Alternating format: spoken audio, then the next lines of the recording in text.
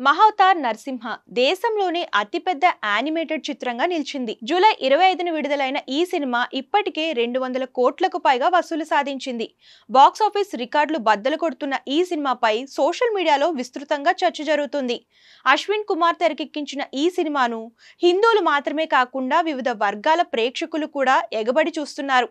300 కోట్ల కలెక్షన్స్ వైపు వేగంగా అడుగులు వేస్తున్న మహావతార్ నరసింహ మూవీ గురించి దర్శకుడు అశ్విన్ కుమార్ ఇటీవలే కొన్ని ఆసక్తికర విషయాలు వెల్లడించారు. ఇదే సందర్భంగా ఈ యానిమేటెడ్ సినిమా ఖచ్చితమైన బడ్జెట్ ను కూడా వెల్లడించారు. ఒక యానిమేటెడ్ సినిమా మొదటి వారంలోనే 100 కోట్లు వసూలు చేయడం నిజంగా ఆనందకరమైన విషయం.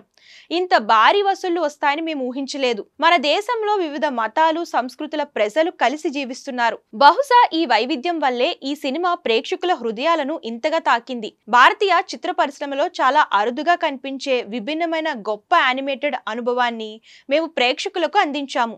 భారతదేశంలో చాలా మంది యానిమేషన్ చిత్రాలు పిల్లల కోసం మాత్రమే అని అనుకుంటారు.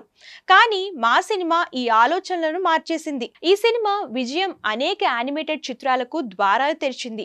యానిమేషన్ ఒక శక్తివంతమైన మాధ్యమం అని నిర్మాతలు, డైరెక్టర్లు అర్థం చేసుకోవాలి. హాలీవుడ్, చైనా, జపాన్, కొరియా చాలా సంవత్సరాలుగా ఇలాంటి సినిమాలు నిర్మిస్తున్నాయి. కానీ మన దేశంలో అరుదుగా మాత్రమే ఇలాంటి సినిమాలు వస్తున్నాయి. మహావతార్ నరసింహ కథకు యానిమేషన్ సరైన ఎంపిక.